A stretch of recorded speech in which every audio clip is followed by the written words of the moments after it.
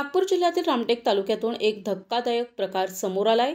नगरधन हिवरा रस्त्यावर कौलापूर नाल्याजवळ अवैधरित्या मातीचे उत्खनन केल्याचा गंभीर आरोप खुद्द ग्रामपंचायत सदस्य मोहित धनराज इखार यांनी केलाय। इखार यांनी दिलेल्या माहितीनुसार 27 जुलै 2025 ला दुपारी 12 वाजता ग्रामपंचायत सदस्य सचिन दशहरे हे आपल्या ट्रॅक्टर आणि जेसीबीच्या सहाय्याने रस्त्यालगतची माती खोदत असताना त्यांना रंगे हात पकडले। इखार यांनी हा प्रकार मोबाईलमध्ये कैद करण्याचा प्रयत्न करताच सचिन दशहरे आणि त्यांच्यासोबत असलेले लोक तिथून पळून गेले। मोहित इखार यांच्या दाव्यानुसार ही चोरलेली माती नगरधन ग्रामपंचायत हद्दीतील इंदिरानगर टोली येथे सुरू असलेल्या अंदाजे 15 लाख रुपयांच्या नाल्याच्या बांधकामासाठी वापरली जात आहे।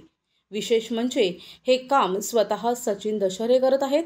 म्हणजेच जनतेच्या प्रतिनिधीनेच आपल्या पदाचा गैरवापर करत सार्वजनिक संपत्तीचा उपयोग वैयक्तिक आर्थिक फायद्यासाठी केल्याचे यातून स्पष्ट होत आहे। हा केवळ माती चोरीचा प्रकार नसून कोट्यवधी रुपयांच्या मोठ्या भ्रष्टाचाराचा एक भाग असल्याचीही चर्चा सुरू आहे। या अवैध उत्खननामुळे नाल्यालगतचा रस्ता खचण्याची भीती निर्माण झाली आहे। याच रस्त्यावरून दररोज नागरिक, विद्यार्थी आणि अनेक वाहनांची वर्दळ असते। पावसाळ्यात हा रस्ता वाहून गेला, पुलावर ताण आला आणि दुर्दैवाने एखादी जीवितहानी झाली तर त्याची जबाबदारी कोण घेणार, असा संतप्त सवाल मोहित इखार यांनी विचारलाय। या गंभीर प्रकरणावरून अनेक प्रश्न उपस्थित झालेत।